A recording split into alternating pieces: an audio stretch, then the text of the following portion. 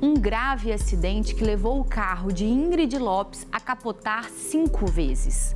A jovem ficou 10 dias em coma e as expectativas de sobrevida eram baixíssimas, quando a vida para bruscamente. O que fazer? Onde encontrar forças para continuar? Na história de hoje, você vai descobrir que bons motivos para viver renascem sim em meio ao caos.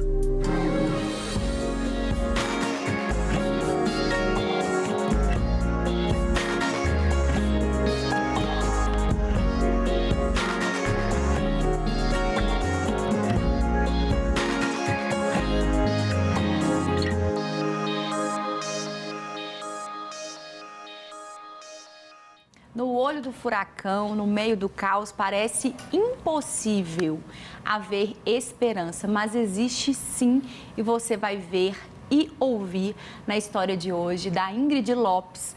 Mas eu já estou aqui, quero apresentar para vocês os nossos convidados, Dr. Lucas Farnese, um grande parceiro aqui do nosso programa, seja bem-vindo. Obrigado, Thalita. Dani Braga, já estreou, já veio de novo e voltou. Voltou é porque gostou, né, Dani? Gostei. Obrigada. Seja bem-vinda. E você que está aí nos acompanhando também, é sempre uma companhia muito querida, muito especial para nós. Vamos começar a gente já ouvindo um pouquinho sobre a história desse capotamento que levou a um traumatismo craniano da nossa convidada de hoje a compartilhar o seu testemunho, Ingrid Lopes. No dia 9 de novembro, eu sofri um acidente indo trabalhar. Eu estava dirigindo, estava sozinha no carro e a roda de trás quebrou, simplesmente quebrou e eu estava na 040, uma BR. Eu não me lembro muito do que aconteceu no acidente. Mas se era uma BR, provavelmente eu estava 100 por hora. Então, quando essa roda quebrou, o carro capotou. Eu decidi hoje não ler muito e nem ver o carro para que as coisas pudessem acontecer de forma natural também, para eu não ficar me prendendo ao que aconteceu de ruim naquela época. Mas algumas coisas eu sei, como, por exemplo, o carro capotou 5 vezes. E o cinto de segurança do meu carro estava com um pequeno defeito que eu já estava lá tendo que arrumar, mas eu falava, vou arrumar, e não fui arrumar. Eu estava indo trabalhar em Sete Lagoas, então me levaram para o hospital público lá de Sete Lagoas. Lá, quando eu cheguei lá, eles ligaram para alguns familiares e uma pessoa que estava na rua, e a gente tem até contato com ele hoje, a família, ligou também para o meu namorado falando, olha, eu tô te ligando porque o seu nome tá aqui com carinho, então ela sofreu um acidente, então você tem que vir pra cá.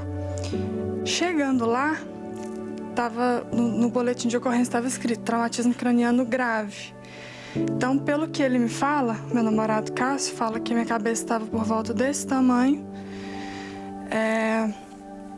E aí os médicos chegou todo mundo desesperado pro meu chefe, que estava lá na região, e pro meu namorado, e começaram a falar, até eles estavam desesperados com a minha situação, e falaram, a gente está indo para uma cirurgia tentar salvar a vida dela. Eles me colocaram em coma induzido, porque não tinha muito o que fazer ali. Então, eles retiraram uma parte do meu crânio. Ali foi uma cirurgia para poder retirar o crânio e retirar o sangue, outra cirurgia no abdômen para poder colocar a cabecinha que tiraram ali no abdômen. E me colocaram em coma induzido. Nesse período, cada vez que eles iam fazer alguma alteração em mim, a minha respiração caía. Tinha um máximo e um mínimo, a minha respiração sempre ficava no mínimo. Então eles também fizeram a traque para poder também tentar respirar. Foram 10 dias de coma. E aí, por mais que a minha respiração sempre ficava ali no mínimo e vinha todo mundo para dentro da sala, eles nunca me deixaram sozinha. A noite toda tinha alguém ali me olhando porque eles pensavam que eu ia morrer.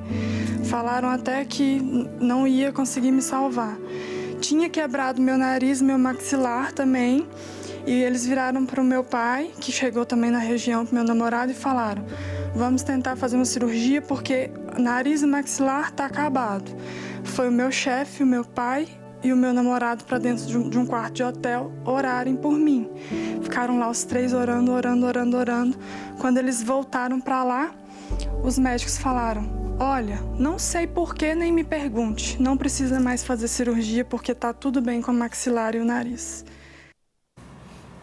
E uma das coisas que é muito interessante a respeito do testemunho da Ingrid, eu tenho o privilégio, né, de encontrar com as pessoas que compartilham as histórias antes, né, gravar com elas. Agora, nesse novo formato que a gente tem uma forma mais dinâmica, mas eu escuto os detalhes, né? E tem apenas 4 meses que a Ingrid passou por essa realidade. Então, você imagina 4 meses desse histórico, dessa realidade, e ela está aqui, um bom motivo para viver, contando para a gente, trazendo esperanças para a gente, né? E hoje eu queria trazer, para quem está em casa, nos acompanhando, que vocês compartilhassem com a gente sobre você estar diante de uma situação como essa, não só passando por um acidente, por uma coisa grave, brusca e uma coisa dessa forma, mas também sendo um suporte para alguém que está nessa situação. Eu queria que a gente falasse um pouquinho sobre isso, né? Quando a gente é pego, a gente não sai de casa, tanto é que o nome é acidente, não é à toa, né? E um acidente grave desse, com uma roda quebrando, né? Assim, totalmente imprevisível, né? É uma coisa que você não se preocupa, né? Você simplesmente entra no carro e vai contando que ele vai funcionar. Tudo bem. Tudo certinho, né? E é uma situação que a gente não está pronto, né? Como várias situações, a gente não tá pronto para ela. É uma situação totalmente imprevisível, fora da nossa mão, né? Fora do nosso controle. E a gente tem que ter um suporte, e principalmente quando a gente precisa ser o suporte, a gente não pode esquecer de ter o nosso suporte também, né? É muito comum, às vezes, a situação, a pessoa fica ali mal muito tempo e fica a família dando ali um suporte, se revezando no hospital, mas eles estão sofrendo, né? Também. Eles estão se doando, eles estão se entregando ali, e eles precisam de um suporte também, né? Seja um suporte e lembrar que precisa se alimentar, né? Lembrar que a pessoa precisa dormir, né? Oração, né? Às vezes a pessoa está ali orando pela outra, mas precisa de alguém fazendo uma oração por ela ali também, para ter essa ajuda, para ter esse suporte, né? Então a gente tem que lembrar muito ali dos cuidadores, porque é um sofrimento horrível, né? Como é comum a gente ouvir assim, eu preferi que fosse comigo, né? Eu preferi que eu tivesse sofrido um acidente, né? Eu preferi que eu estivesse ali passando por essa cirurgia.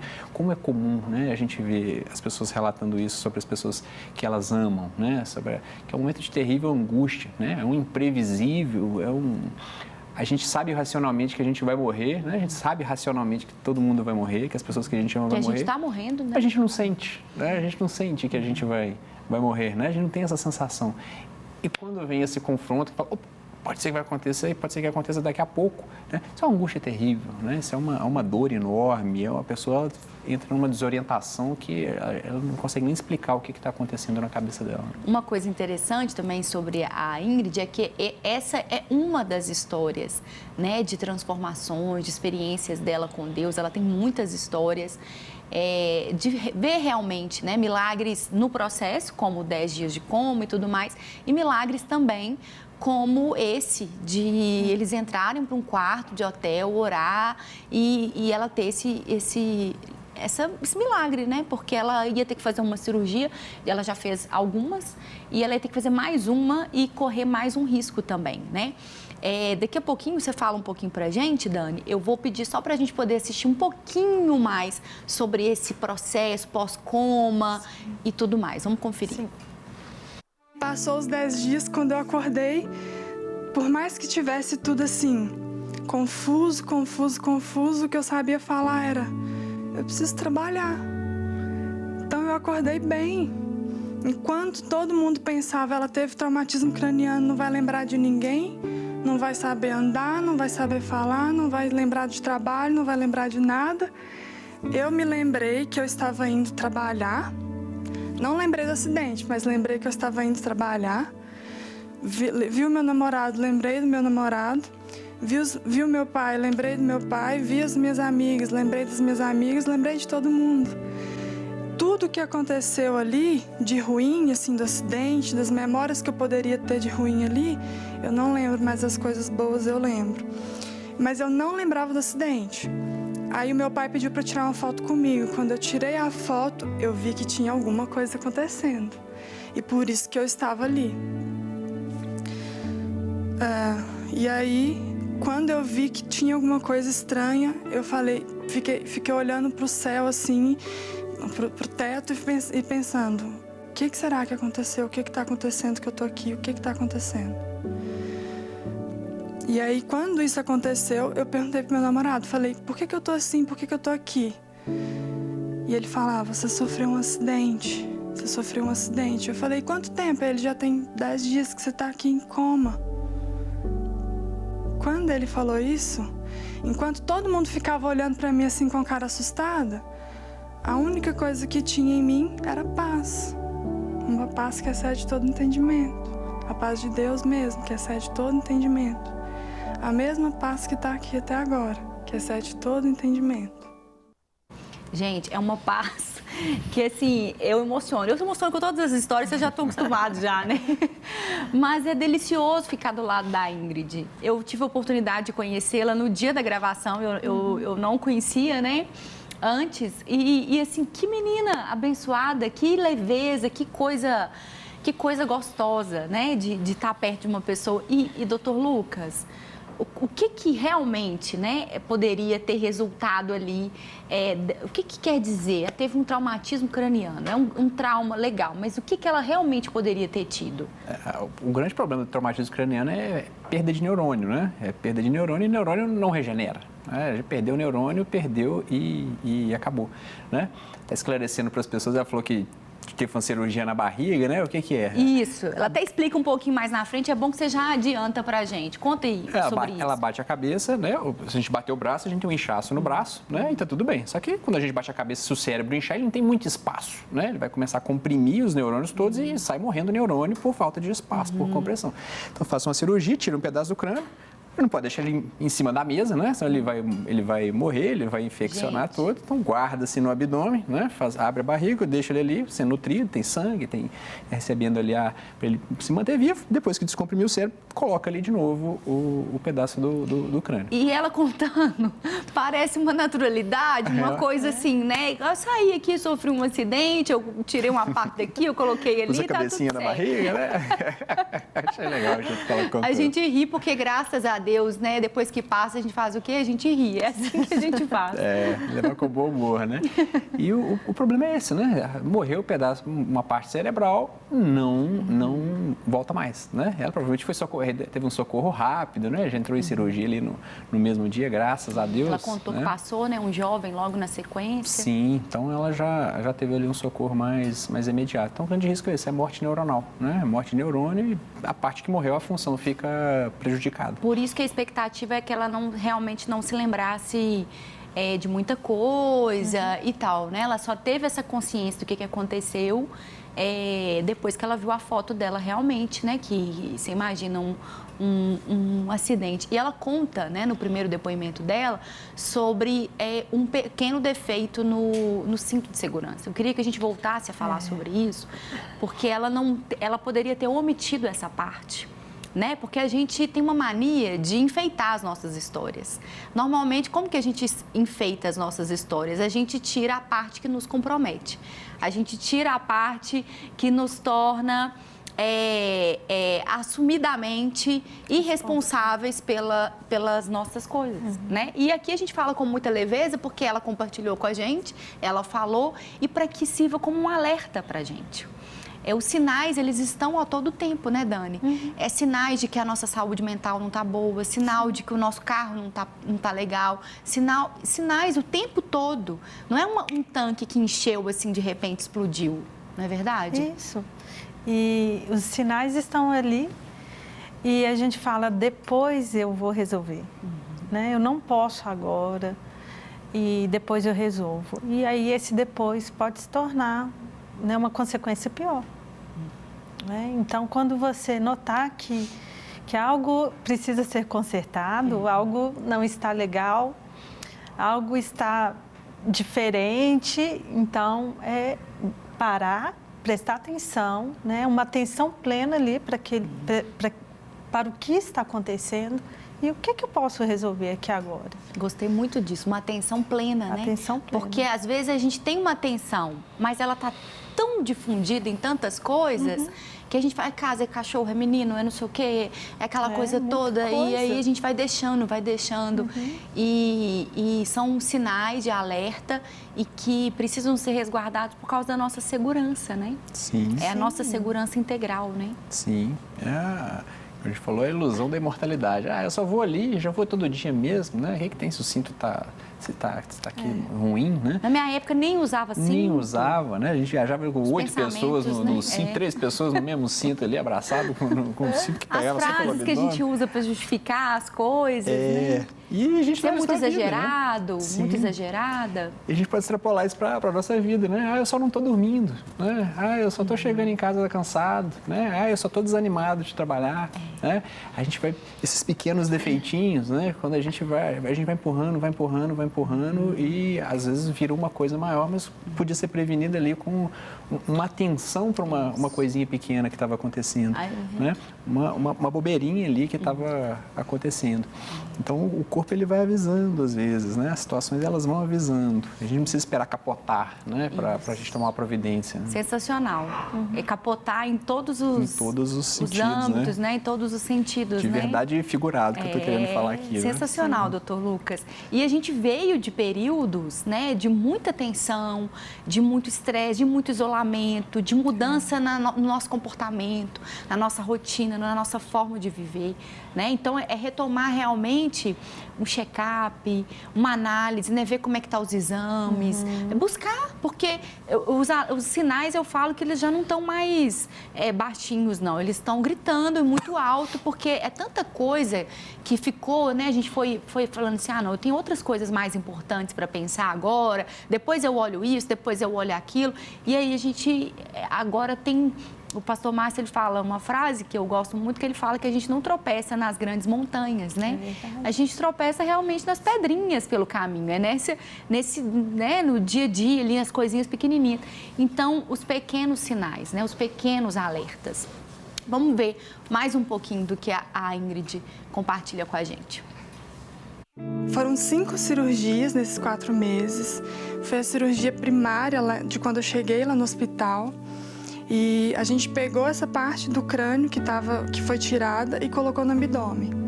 E logo um tempinho depois que a gente colocou, esse ossinho teve uma infecção muito grave. E a gente teve que, depois de um tempo, fazer a retirada desse ossinho que estava aqui. Que ela era para poder voltar para cá, mas teve essa infecção muito grave e a gente fez a retirada. E depois de um tempo a gente descobriu que estava tendo um vazamento do líquor do cérebro, que foi uma das coisas mais graves que tiveram também. Tanto é que, mesmo depois desse período, eu ainda tomo esse medicamento. Foi um mês tendo esse vazamento e depois de um mês que a gente descobriu. E aí, nessa última cirurgia que a gente fez, foi tampando aqui, foi um ossinho, um cimentinho que tampou, e aí tampou os buraquinhos que tinham também, que vazava o líquor, que é um líquido que a gente produz que é muito importante para o nosso corpo. É tanta paz do Senhor e tanto cuidado do Senhor, que nesses 4 meses após isso tudo, até voltar a trabalhar, eu voltei. Então, assim, eu só tenho que realmente agradecer a Deus pelo cuidado dele, por colocar as pessoas na minha vida, tanto as pessoas que eu já conhecia, que é a minha família, quem está comigo, quanto pessoas que eu nem conhecia. O cuidado de Deus é muito perfeito, às vezes a gente não vê, às vezes a gente pensa assim, ai, Deus, eu queria tanto que o Senhor fizesse assim, mas o cuidado dele às vezes não é o que a gente quer, porque ele é muito maior do que a gente quer. É um cuidado muito perfeito.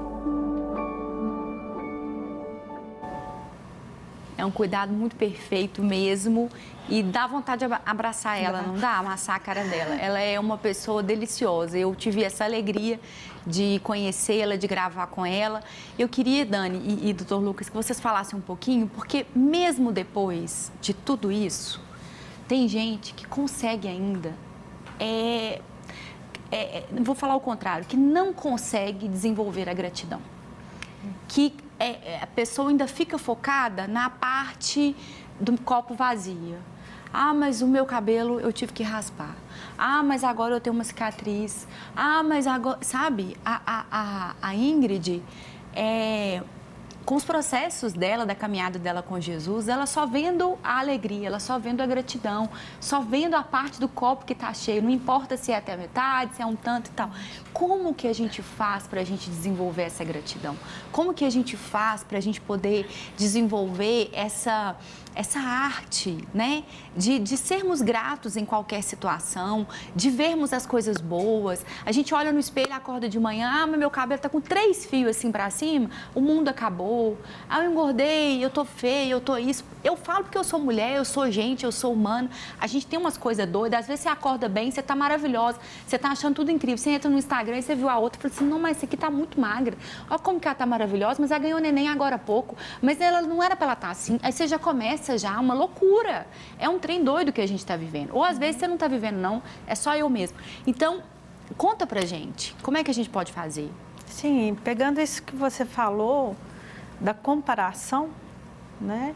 Ficar comparando uma pessoa com a outra, ela é assim e eu sou assado. Então, isso já não ajuda, não é? A comparação, ela vai ao contrário da gratidão. E para ser grato, você tem que só escolher focar naquilo que é bom, né? no que é de especial. Então, eu posso focar em um pequeno pedaço que está ruim, que está me incomodando, ou eu posso focar em uma outra coisa que me satisfaz, que me traz alegria, que me traz prazer. Então, você precisa decidir onde você quer focar. E onde você foca, cresce, né? Então, se você foca nas coisas positivas que estão acontecendo, aquilo vai crescer. Então, você vai se tornando cada vez mais grato. Uau! Ou seja, vai desenvolvendo isso como um músculo mesmo, nas pequenas coisas, no dia a dia. Exatamente. Né? Ela não ficou uma pessoa grata depois que isso aconteceu. Ela desenvolveu uma musculatura de fé, de gratidão, de graça mesmo de Deus, né? Sim. E tem que ter a noção de para onde a gente está indo, né? Qual que é o destino, aonde que a gente está indo, não o que a gente está, o lugar que a gente está caminhando agora, né? Não o que está acontecendo agora, mas para onde que eu estou indo, onde que isso vai dar, né? Eu vou lá, mas e se eu chegar sem cabelo, né? E se a gente pensar assim, onde que eu estou chegando, né? Qual que é o problema? A gente tende a reclamar muito, né? Uau. O povo de Deus foi tirado da escravidão, ia para a terra que mana leite e mel e estava reclamando que tinha que comer maná, que não tinha carne, Você vai reclamar de tudo, né? E se a gente não ficar atento, a gente vive assim, né? A gente vive reclamando, né? Eu tenho algo agora, lança uma coisa melhor, o que eu tenho já não presta, já não tá vale mais. Ontem era maravilhoso, hoje já não vale mais nada. Hoje é motivo de tristeza. A mulher que eu amo é maravilhosa, passa um tempo, virou um bucho. Sabe, se perde o encanto porque perdeu a novidade, porque tudo... E parece que as pressões para que cada vez isso seja mais rápido. Sim. Né? Para que a gente perca o interesse mais rápido. Gente, é uma bênção estar desinteressante, ser desinteressante. A gente não é interessante o tempo todo, a gente não é legal o tempo todo, a gente não é sociável o tempo todo, e isso é uma bênção. Porque o isolamento, o descanso, um momento certo, né? A solitude, não é o isolamento. Falei errado, a solitude, um tempo certo de contemplação. Às vezes, a gente não consegue ficar em paz com Deus no nosso secreto, porque a gente está tão pulverizado, tão disperso, e todo dia uma programação, e todo dia um evento. Aí você fala assim, não, mas depois da pandemia, as pessoas não... as agendas lotadas de novo. Agendas frenéticas e evento todo dia, toda hora, e não sei o quê, estou aqui, porque a gente tem que se sentir especial. A gente tem que se sentir produtivo. Alguém tem que estar falando de mim. Como é que eu vou postar alguma coisa na rede social se nada está acontecendo na minha vida? Sim. Entendeu? Sim. Então, assim, são pesos que a gente vai colocando na nossa bagagem, que daqui a pouco a gente está arrastando uma mala. Todo movimento de melhora, ele tem que ser acompanhado de uma sensação de gratidão, né? Olha, que bom que eu tenho o que eu tenho e vou buscar algo melhor. Ok, maravilha. vou buscar algo melhor porque o que eu tenho não presta. Essa caminhada ela vai ser dolorosa, essa caminhada ela vai ser doída, ela vai ser frustrante. Quando você chegar lá, você também não vai estar satisfeito. Nunca chega lá, né? Chegar lá nunca chega. Lá, não vai ter. A gente fica achando que um dia, se eu tiver determinado salário, se eu comprar determinada coisa, se eu tiver uma casa, um carro, se acontecesse isso, eu ia ser plenamente feliz. Isso não existe, né? É a satisfação com a caminhada, é a satisfação com o que eu tenho hoje, buscando melhorar sempre, não tem problema. Né? O problema é eu achar que lá vai ser a felicidade e aqui é a tristeza absoluta, né? Isso não existe. A menos que o lá que você está dizendo seja a eternidade com Jesus, Amém. O resto aqui é viver um dia de cada vez, como o pastor Márcio sempre diz, de fé em fé, de vitória em vitória, de glória em glória. E uma outra frase célebre também, né, Dani, da bispa Dani Colli, vou deixar você dizer, porque ela fecha todo esse momento nosso, que é sobre a gratidão, né? A gratidão é a semente do mais. A gratidão é a semente do mais. Então, se você quer viver o mais de Deus na sua vida, enquanto você está passando por esse momento aqui tão transitório, tão pequeno, perto de tudo que a eternidade nos reserva, que você viva em gratidão. Não ingratidão, é em gratidão. Isso. Semeando o mais no seu coração, uma musculatura de fé e de gratidão na sua vida. Um beijo, até o próximo programa, se Deus quiser. Obrigada, Dani. Obrigada, Dr. Lucas. Obrigado, Thalita.